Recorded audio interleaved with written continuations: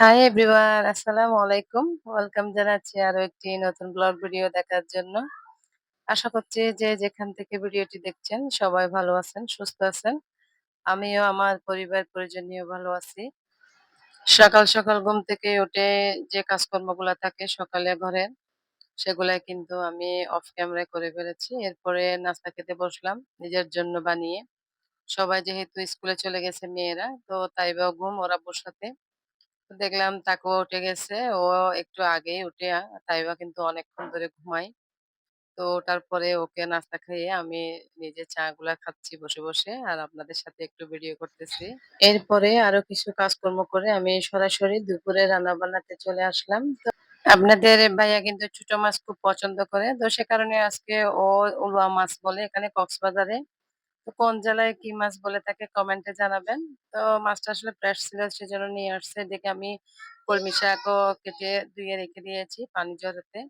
তো সেটাও রান্না করব। আর একটা আলু দিচ্ছি চিকন, চিকন করে। ও যেভাবে রান্না করতে বলেছে।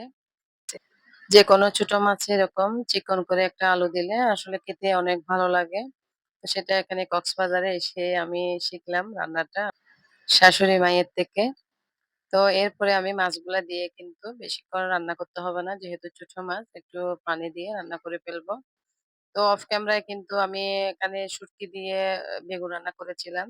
শাকটাও কিন্তু অফ ক্যামেরায় রান্না করেছি। আর কিছু উলুয়া মাছ আমি এখানে ভেজে নিয়েছি। বাচ্চারা আসলে এরকম ঝোলের গুলা খেতে পারবে না। তো সেজন্য আমি এখানে কিছু ভেজে নিয়েছি। এটাও কিন্তু খেতে ভালো লাগে ডাল দিয়ে। তো ডালটা কিন্তু আজকে করি নাই। যেহেতু অনেকগুলা তরকারি হয়ে গেছে। রান্না করতে, করতে আপনাদেরকে প্রতিদিনের মতো মনে করে দিতে চাই। প্লিজ যারা এই ভিডিওতে এখনো পর্যন্ত আমার সাথে আছেন, ভিডিওতে একটি লাইক দিয়েন।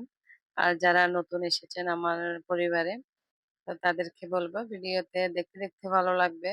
তো ভালো লাগা থেকে ভালোবাসা হবে। আপনারা চ্যানেলটি সাবস্ক্রাইব করবেন, লাইক দিবেন, কমেন্ট করবেন। আর যারা অলরেডি ২ টি কাজই করে ফেলেছেন তাদেরকে অসংখ্য, অসংখ্য ধন্যবাদ ও ভালোবাসা ও দোয়া। মাছের মধ্যে আমি একটা টমেটো কেটে দিলাম। প্রায় হওয়ার আগে, আগে দিলে কিন্তু টমেটোটা ঠিক গলে না। তো খেতে ভালো লাগে। তো আমি কিন্তু এখানে রান্নাবান্না শেষ করে সবাইকে দুপুরের খাওয়া দিয়ে দিয়েছি। এই যে শুটকি দিয়ে বেগুন রান্না করেছি, কলমি শাক ভাজি করেছি। তারপরে যে রান্না যেটা করলাম ছোট মাছ, উলুয়া মাছ সেটাও দিয়েছি। তো আপনাদের ভাইয়া তাইবা তাকোয়াকে দুপুরের খাবারটা খাইয়ে দেবে। আসলে সকাল থেকে যে ১০০% এনার্জি নিয়ে উঠে সকাল থেকে যে কাজকর্ম রান্নাবান্না, এরপরে নিজে ফ্রেশ হয়ে নামাজ কালাম পড়ে যে বাচ্চাদেরকে ধৈর্য ধরে খাওয়াবো সেটা আর হয় না। তো আপনাদের ভাইয়া বাসায় না থাকলে হয়তো খাইয়ে দিতে হয়। তো এই কাজটা আসলে ও করে। এদিক দিয়ে আমার কিন্তু অনেক হেল্প হয়। আমার বাচ্চাদের সবাই কিউট বলেন, কিন্তু ওদের যতটা কিউট দেখে মনে হয় ওরা তার চাইতে বেশি চালাক এবং চঞ্চল। ওই যে দেখতেই পাচ্ছেন টেবিলের উপর উঠে গেছে একজন, আরেকজন তো এখানে বাটি ধরে কিছু নিতে চাইবে, জল ফেলবে, মানে অনেক ধরনের দুষ্টামি করে ওরা, যেটা আসলে বলার মতো না। তো দুইটা এরকম ছোট ছোট বাচ্চা আসলে ওদেরকে ম্যানেজ করে সব কিছু করা অনেক কষ্টের।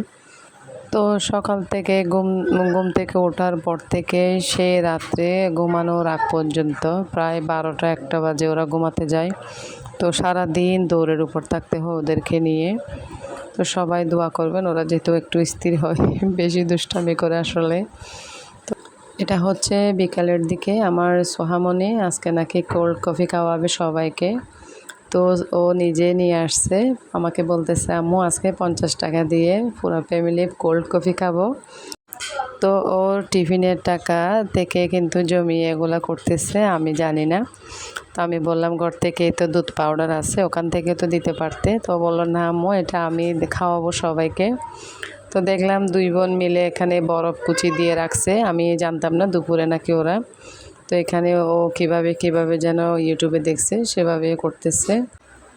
তো আমরা যখন ওদের বয়সে ছিলাম বিয়ের আগে ছোট, তো সে সময় আসলে অনেক কিছু করার চেষ্টা করতাম।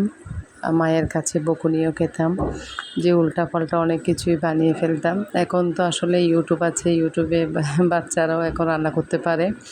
ছোট বাচ্চারা দেখে দেখে এখন সব কিছু শিখতেছে, এটা একটা ভালো। তো দেখলাম ওর স্কুলের যে ফ্লাস্ক ছিল পানি নিয়ে যায়, সেটাতেই ও অনেকক্ষণ ধরে এখানে হুড দিয়ে কিন্তু ঝাঁকুনি করতেছে, একদম ফেনা করে ফেলতেছে। এরপরে নাকি কফিটার মধ্যে যে চিনি দিয়ে একটু ফেনা করে এখানে ঢেলে দেবে। তো দেখলাম আসলে বুদ্ধি করে কিন্তু কাজগুলো করতেছে, যেভাবে ওরা ইউটিউবে দেখছে তো সেরকম করে করতেছে। আর আমিও দেখে থাকছি, দেখলাম যে হ্যাঁ ভালোই হচ্ছে।